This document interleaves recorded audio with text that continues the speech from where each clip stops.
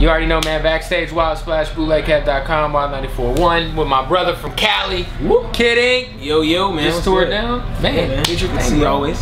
Yeah, man. We just had some fun out here, man. Wild Splash, Clearwater, Florida, Tampa. Everybody, thank y'all for coming out. We just had some fun out here, man. Everybody out here, man, showed a lot of love. I feel like it's only my second time I feel like out here. You know, of course, the single response was insane. Man, the single's crazy. My Own Lane. Finally, you got that album out. You put the EP out first. Yeah, a little teaser. The little teaser. Got the full-length album out. How you think the album's going, man? I mean, I know the response has been crazy. You happy with it? Yeah, man. I think it's going well. For me, you know, I'm happy that people like the overall album and not just one song. You know what I'm saying? And the singles, and it's kind of to a point where we didn't know which singles to pick. We didn't know what to go with after, you know what I'm saying, Show Me Completely. It was kind of like I want to see how the streets feel always about the singles and see what the people really want to hear instead of forcing stuff.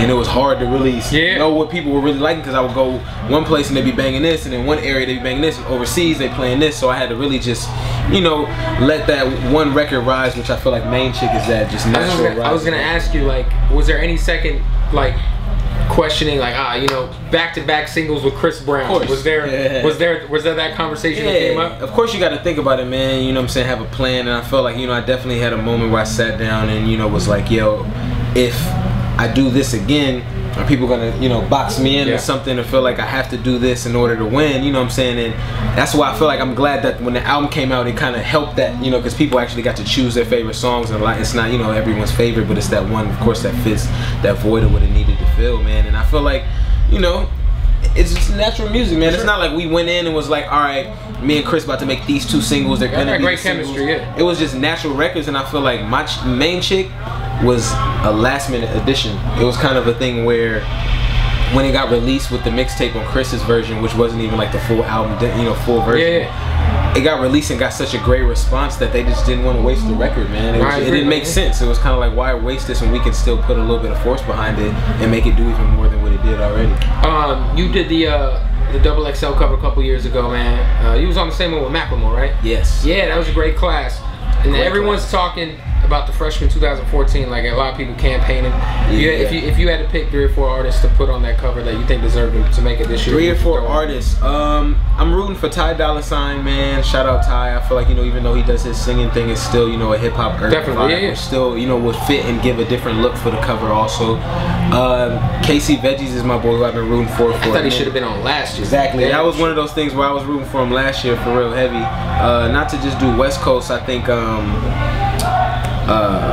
what's his name's been doing his thing from MMG. Oh, Rocky Fresh, you know what I'm saying, had a nice, you know what I'm saying, wave. Him and Casey after they tours and everything. I feel like he has a nice wave. MMG got a couple new cats over there, I think. For sure. Who else though is somebody else been paying attention to? I hear a lot of names out there, man, always. Chance the Rapper, you know, even though I'm not a personal, you know what I'm saying, I don't know all the records like that, I pay attention to just the movements people have, and kind of gotta respect that. Shit, he's on the cover of The Source already. Exactly, man. By himself. You gotta look at those type of things, man. It's big moves, and try to, you know, even if you don't understand the music, always try to understand just that work ethic. You know? Definitely, man. As far as alumni, man, you and Will have built up this alumni thing. You guys got the gear and it's the imprint. When is there gonna be an addition to the roster besides Kid Ink? Yeah, man. I think this year is that time where I'm really focused. And put the executive hat on. Right, and looking around, you know what I'm saying, and trying, because you know it's not always. When I do music, it's not always about me just doing Kid Ink music. I'm always in there writing for all kind of other people, and always have stuff that I feel like, man, if I had an artist that could do this record, it would be dope, and we could just take it this far. A singer that could sing this, and I'm looking right now. I feel like just in the new waves and movements, and some people who haven't started a movement, but I feel like are just there the same way Will noticed me when I was working, and it was just like, you gotta look, you know what I'm saying, and the musical talent's there, and if we can just, you know, perfect it a little bit more, we can make it happen. I think definitely want to build an alumni roster. It's not just about Kid Ink, man. You know, it's so, and it's already people on the team, but they're mostly producers. Right. You know what I'm saying? So we're definitely, I make sure all my producers get work. They always get placements with me. We send their stuff out to everybody, you know what I'm saying, who's doing and working. So it's just about getting those new artists, man. All right, what's your favorite strain of the ganja, my friend? Favorite strain of weed, man? Anything OG Kush is preferable. Like, you know what I'm saying? Just the names always change. Yes. None of the names are really official anymore sometimes. But you know what I'm saying? Anything OG Kush, top shelf, usually like the $75 eighths. Have you dealt with the dabbing yet? Yeah, man, I'm a dab head. I try to stay away. Oh, it's so terrible. That's what I'm saying. That shit will ruin your whole night. Exactly. That's why I don't do it. Because if I dab right now, you'll be couch just asleep. Yeah. So I think I dab when I just have like times at home and I'm just trying to get either go to sleep or I know I'm gonna just be at the house and I don't have nothing to worry about. Because whenever I dab, if it's in the middle of the day, I hallucinated, bro. I was tripping the fuck out, bro. My DJ, he tripped he tripped out so bad. I was at Action Bronson show and I was seeing shit on stage, man. I was like, what the fuck? Yeah, he said he thought he left his body.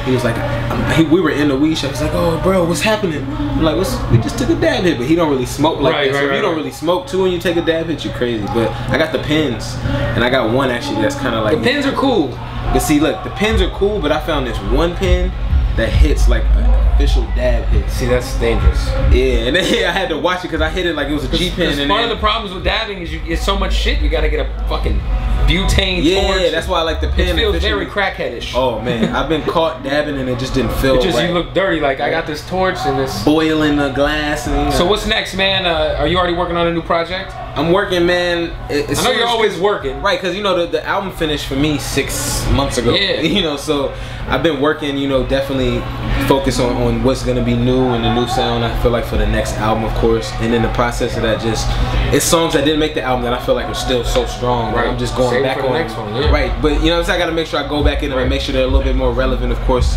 depending on what time they come out. But Mixtape, Rocketshipshawty 3.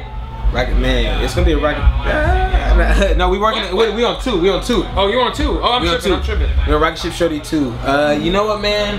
I'm a mixtape game. You know, that's where I came from. Of course. Mixtape head. So that means yes. That little smirk made me feel like you want to announce that you're gonna be coming out with a mixtape. Right. But you know, I know, like I've always told people, I know how to kind of separate my mixtape records from album records. So you know, we will be getting mixtape. When you get a mixtape from Kidding, when you get like Rocketshipshawty 2, it's more of like mixtape music, fun, hip hop, freestyles going in. Coming soon. You know what I'm saying? That's what's up, man. Kidding. I appreciate you, my G, as always. Definitely. Check them out. Go get the album. Buy that shit on iTunes and all that, man. Yeah. Good looking out, bro.